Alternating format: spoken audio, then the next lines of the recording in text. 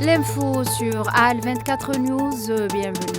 Le président de la République algérienne, Abdelmajid Tebboune, a accompli ce lundi matin à Jama' al-Jazair al-Mohammadiya la prière de l'Aïd al-Fitr dans un climat de piété et de sérénité. De hauts responsables de l'État, des membres du gouvernement et des représentants du corps diplomatique arabe et musulman accrédités en Algérie, ainsi que de nombreux fidèles, ont également accompli la prière de l'Aïd dans cet édifice religieux et civilisationnel.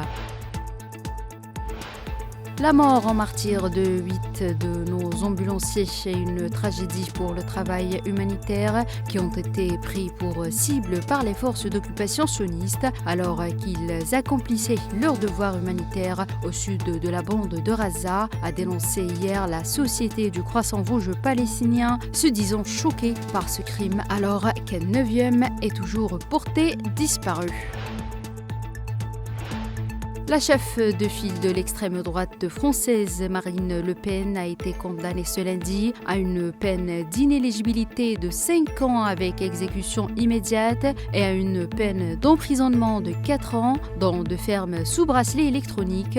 Le tribunal a mis en avant le rôle central de Marine Le Pen dans le système mis en place pour détourner l'argent du Parlement européen et invoqué le trouble à l'ordre public et au fonctionnement démocratique.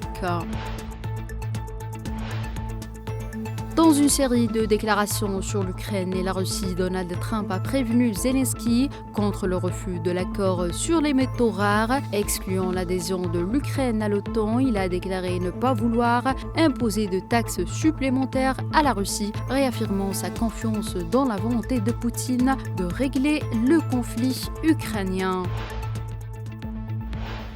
Le Conseil de sécurité de l'ONU a condamné dans les termes les plus forts l'attaque perpétrée vendredi par des éléments armés contre la mission multidimensionnelle intégrée des Nations Unies pour la stabilisation en République centrafricaine dans le sud-est du pays.